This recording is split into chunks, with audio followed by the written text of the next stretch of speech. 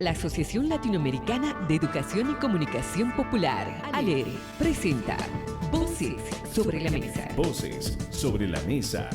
Estamos en total desacuerdo ante un modelo de sociedad que tiene como uno de sus principios estructurales la desigualdad y discriminación. Ahorita un niño de 5 años le das un teléfono, pues se queda en el teléfono. O sea, antes los niños aprendían más. Diálogo abierto sobre distintos temas de la realidad latinoamericana, caribeña y mundial. Voces sobre la Mesa. Voces sobre la Mesa.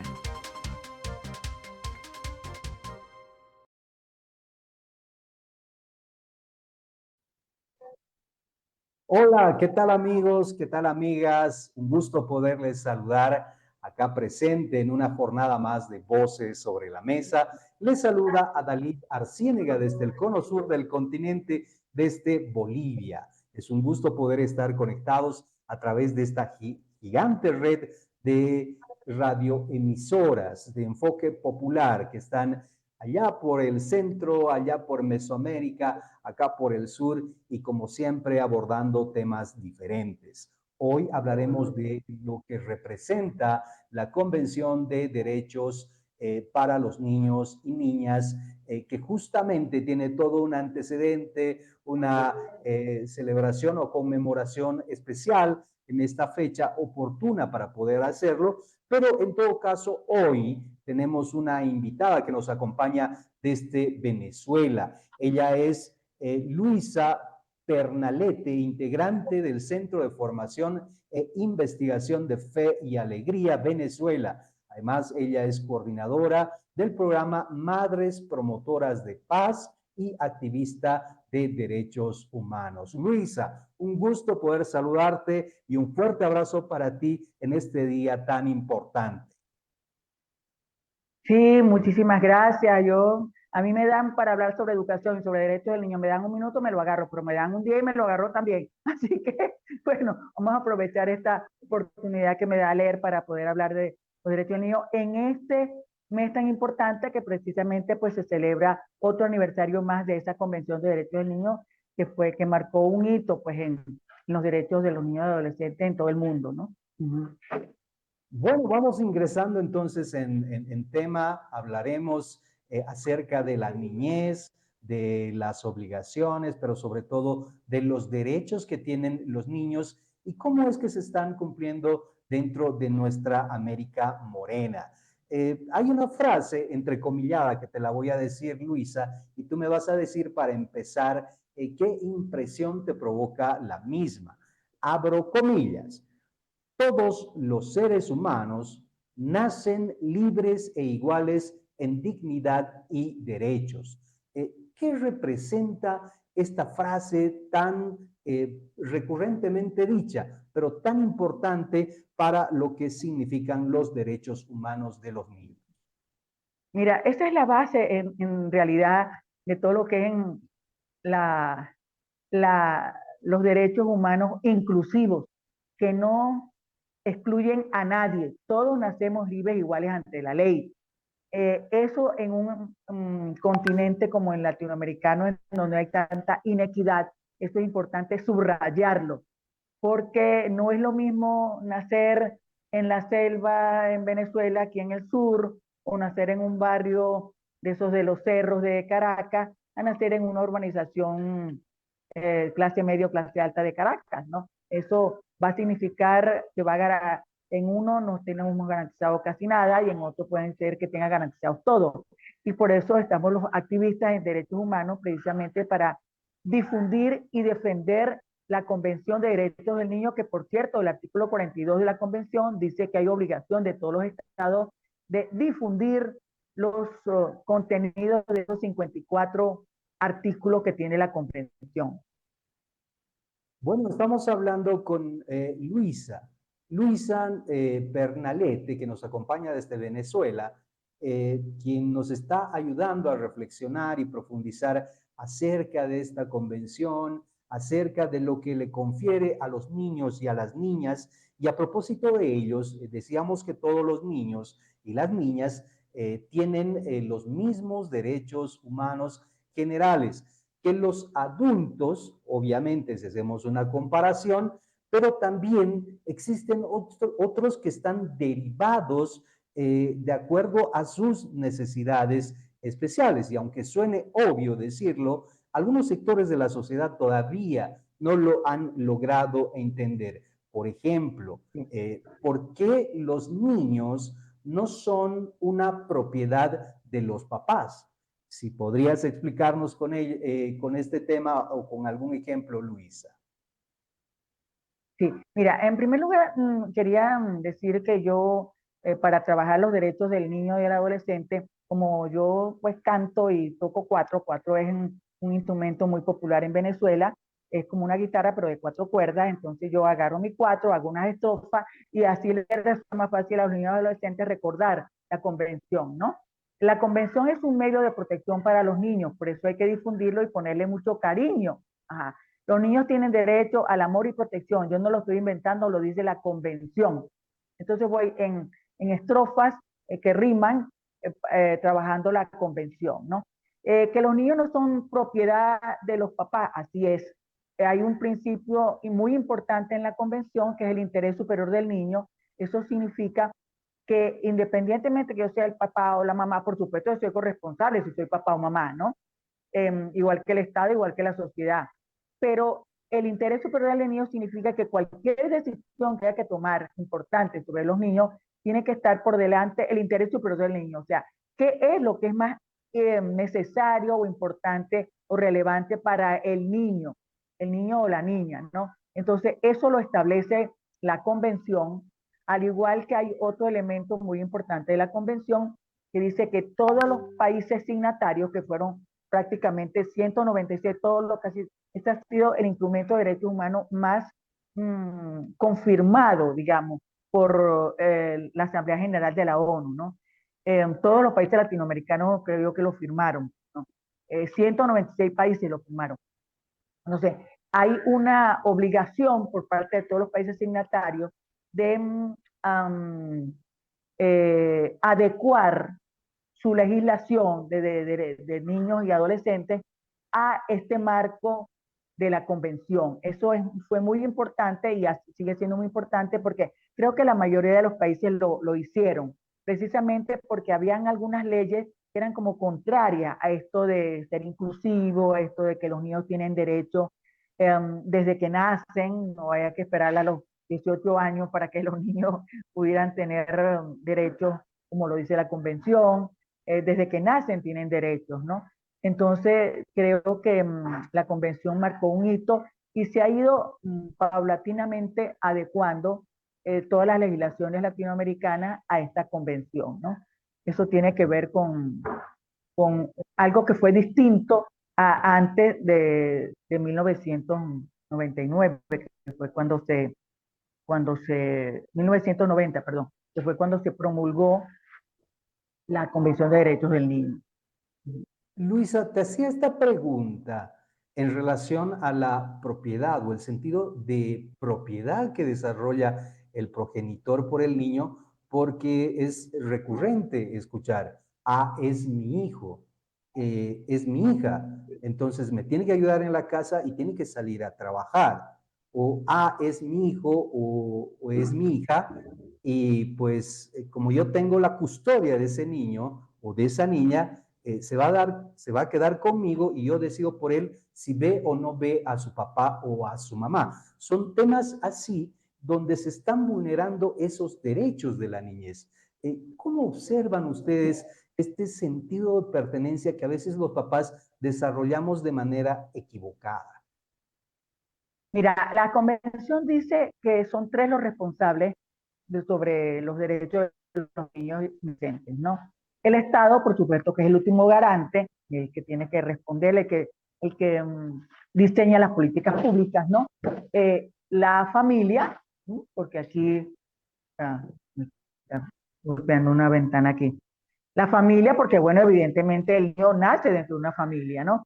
Y luego la sociedad, y ahí estamos los que trabajamos en escuelas, los educadores también somos un muy importante de los derechos de los niños y adolescentes, ¿no? Entonces, por ejemplo, hay el derecho al buen trato, no me lo sé de memoria cuál es, pero el derecho al desarrollo, el derecho a considerar el interés superior del niño es el artículo 3, el derecho a crecer en su familia es el artículo 9, y aquí en América Latina, claro, Venezuela es el país de América Latina que tiene más migración forzada. Tenemos 7 millones de venezolanos, bueno, en todo el mundo, y eso ha hecho que el derecho de crecer en familia esté siendo vulnerado, ¿no? Pero entonces, cuando falta la familia, se supone que el Estado debe cubrir algunos de esos derechos, por ejemplo, el derecho a la alimentación, esto es un derecho muy importante. Y entonces eso hace que nosotros, los activistas de derechos humanos, los educadores y en general la sociedad, tiene que estar pendiente de cuál es la situación de los derechos de los niños y adolescentes. Por ejemplo, el artículo 18 dice que la obligación es del padre y de la madre, los dos sin exclusión. Yo sé que en casi toda América Latina se cree que la mamá es la que es la responsable, ¿no? No, resulta que el papá y la mamá, los dos son responsables. Aquí se estila que cuando el niño se porta mal, el papá le dice a la mamá, ese hijo tuyo sacó malas notas en la escuela. Y cuando se porta bien, entonces el papá dice, ese hijo mío sí es inteligente, ¿no? Pero resulta que cuando es bueno es hijo del papá y cuando se porta mal es hijo de la mamá. No, pues los dos son responsables de la educación del hijo, ¿no? Y si el papá y la mamá, el papá o la mamá no lo hacen, ahí está el Estado que debe estar fijándose de cuáles son los derechos que están siendo vulnerados, ¿no? Entonces, por eso ¿cómo diríamos?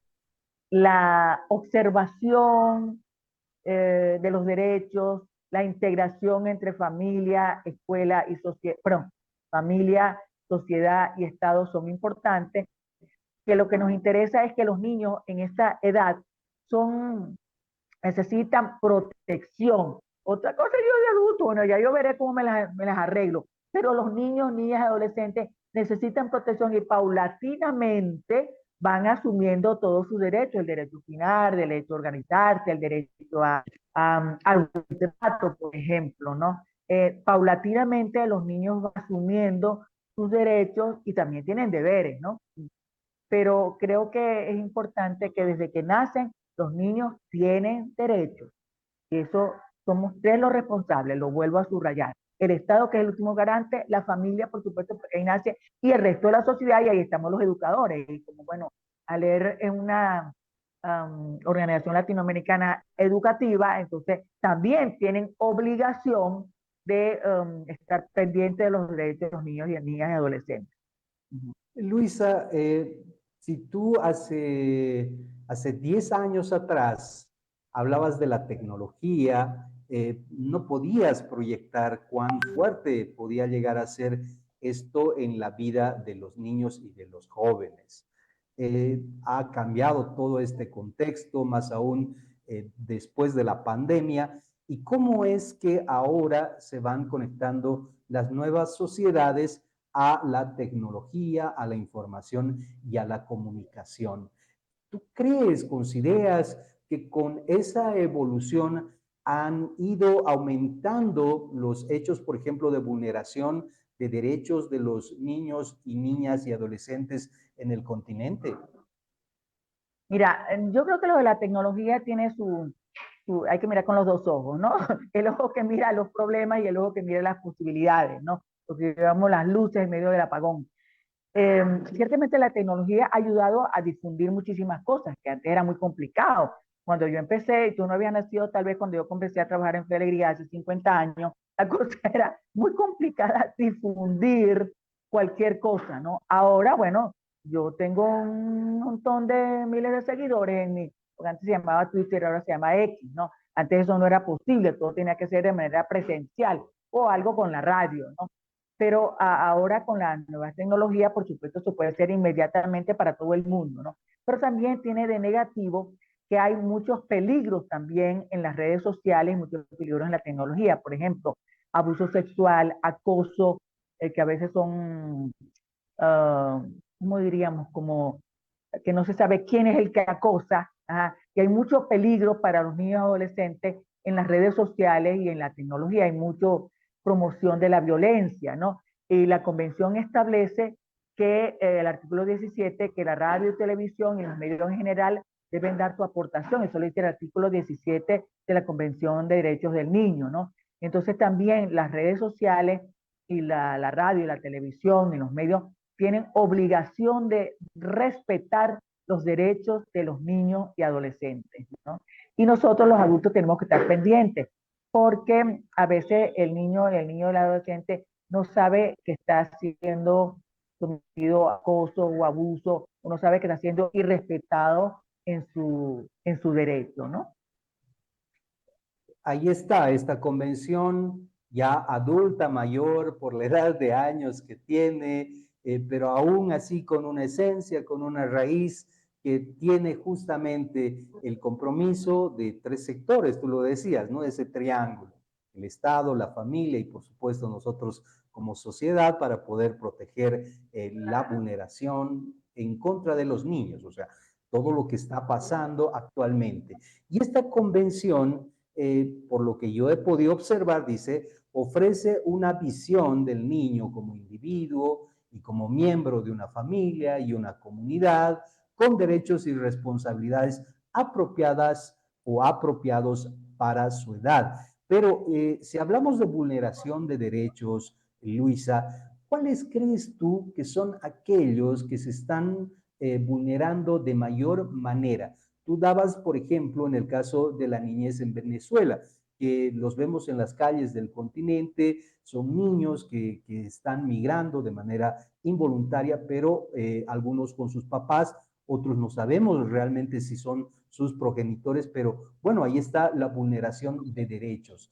¿Cuáles crees tú que son aquellos que se están Mira, vulnerando más? Mira, yo diría que la educación todavía no es educación inicial o preescolar, y la primaria, que según la convención debe ser universal y según los objetivos de desarrollo sostenible también, todavía tenemos niños, niñas y adolescentes fuera de las aulas. Aquí en Venezuela tenemos casi 4 millones, tal vez el caso más grave, ¿no? Pero de todos modos, todavía en América Latina tenemos niños y niñas que no están yendo a la escuela. Y un niño sin escuela no tiene ni presente ni futuro. Eso es muy importante, ¿no? El otro tema es el tema de la buena alimentación. No tengo los datos de todos los países, pero sí hay desnutrición severa y desnutrición leve, y eso afecta cuando un niño o una niña no se alimentan adecuadamente, afecta su desarrollo cognitivo y afecta su desarrollo físico, ¿no? Eso todavía es un problema más severo en unos países que en otros, ¿no? Y yo diría también, aunque no tenga cifras, pero si uno va leyendo por todos lados, ¿no? El tema del buen trato, ¿no? Uh, a veces se piensa que para corregir a un niño hay que pegarle. En algunos países como Costa Rica y Venezuela, el castigo físico es un delito, pero en todo caso el castigo físico está comprobado que eso no ayuda a disciplinar al niño, al revés, lo que hace es que le enseña a que eso es lo que hay que hacer, pegarle al otro para resolver problemas, ¿no? Y tenemos que hacer más campañas para que la corrección de los niños, que sí hay que corregirlo, no es que el niño, no es que la convención dice que el niño tiene que hacer lo que le da la gana, no, para nada, no. Pero sí es necesario como aprender, por eso el trabajo que tenemos que hacer con las mamás y con los educadores, para que aprendan a resolver problemas por vía pacífica y para que aprendan a tener lo que se llama la disciplina positiva. Eso es muy importante y a mí me parece que en términos generales todavía está muy difundido que aquí hicimos una pela, o sea, que un golpecito a tiempo arregla las cosas. No, eso está comprobado que eso no arregla las cosas, ¿no? La otra cosa que yo creo que es importante, y eso tiene que ver con la educación de los padres y las madres, es que de 0 a 7 años el niño aprende por imitación. ¿Esto qué significa? Que si yo quiero que mis hijos sean sonrientes, tengo que sonreírles. Si yo quiero que mis hijos sean amables, tengo que ser amable.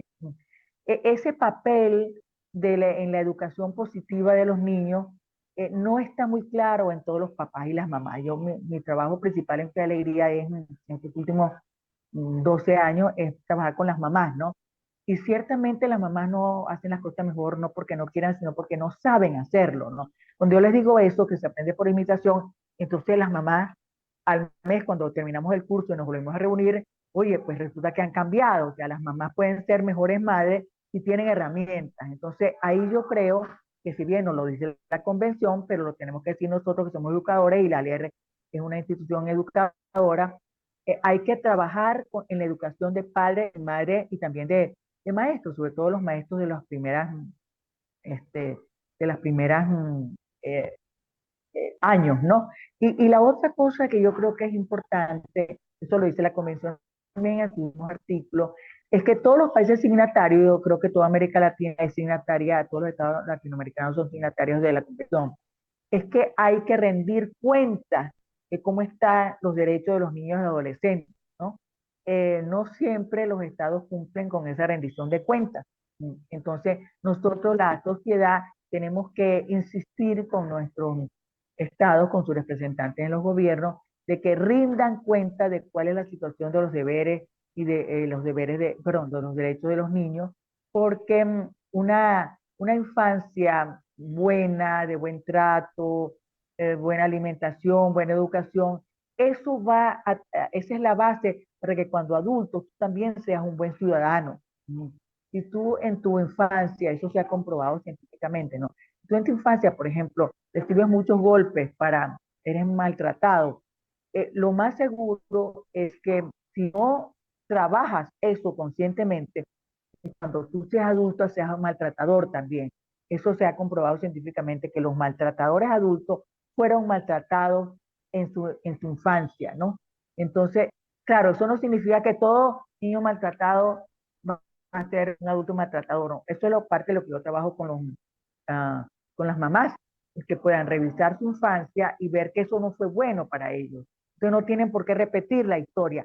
Pero si no se trabaja eso, tú repites la historia, porque lo que no se hace consciente, entonces tú lo vuelves como algo natural. No, a mí me pegaron y yo aquí estoy.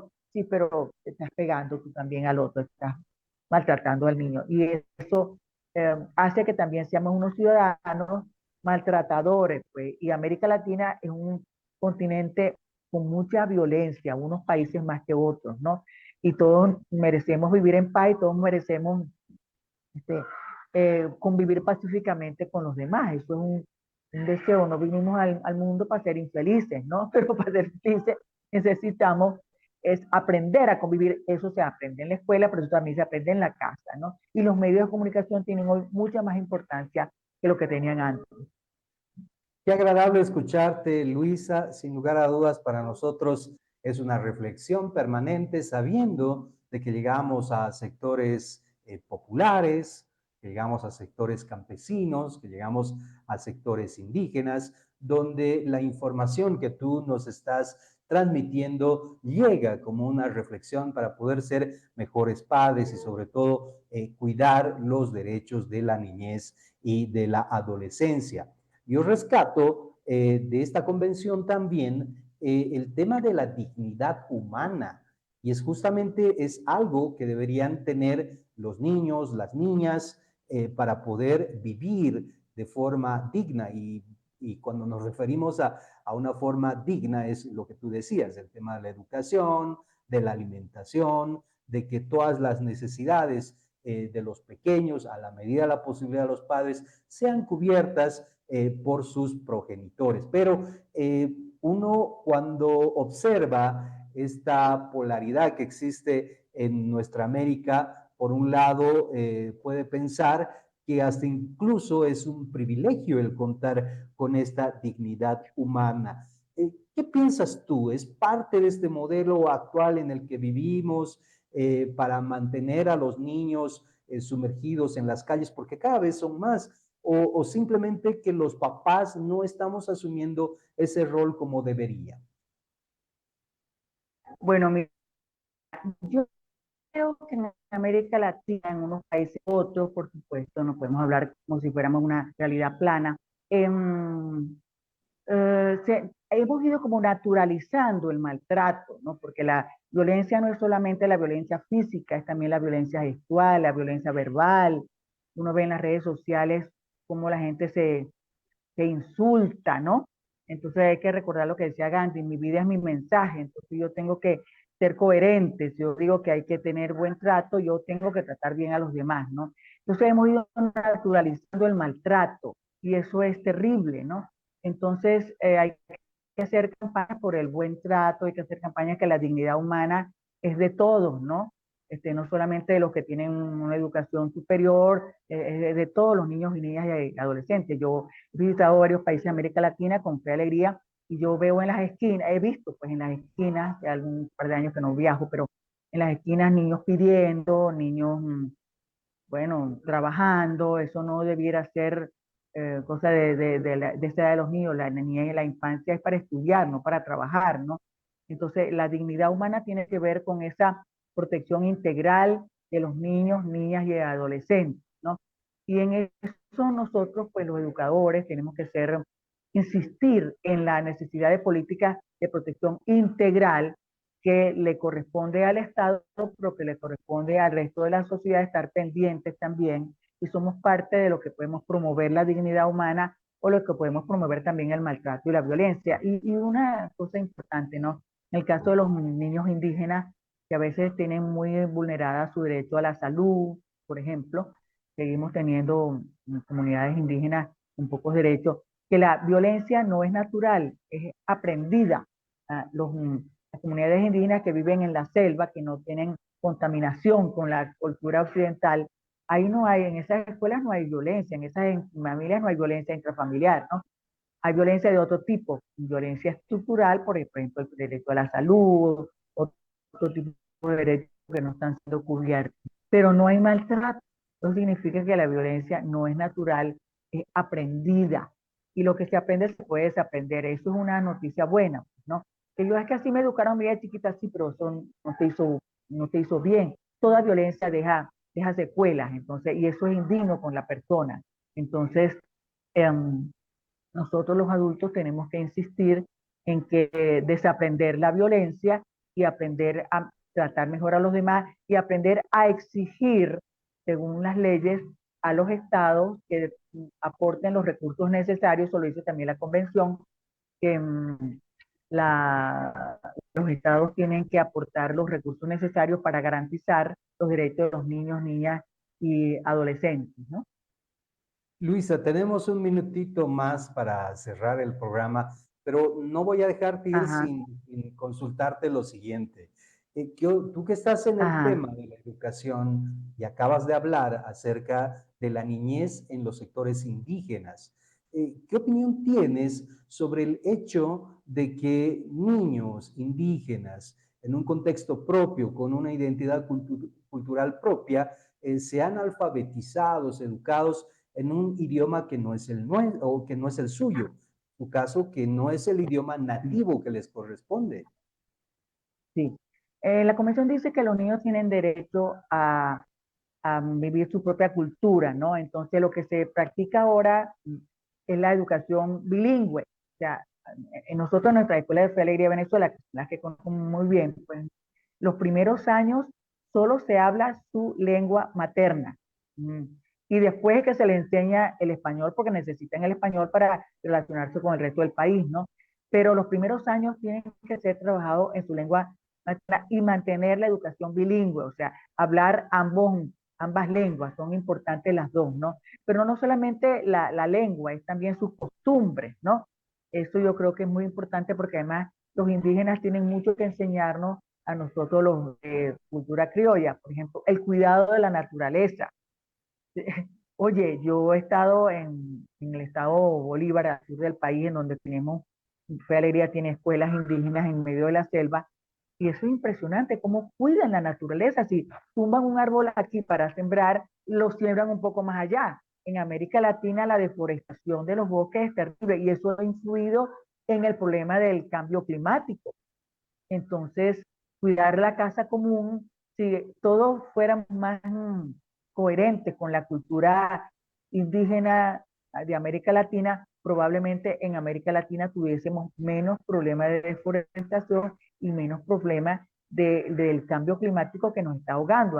Por ejemplo, el calor, yo digo que es una algo así como una menopausia generalizada, todo el mundo con unos calorones terribles.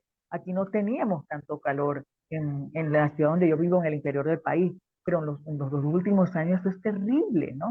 Entonces, los indígenas tienen mucho que enseñarnos a nosotros también, y por eso hay que cuidar su cultura, hay que cuidar su lengua, y tenemos que insistir en la educación intercultural bilingüe. O sea, tienen que aprender también las otras, está bien, ¿no?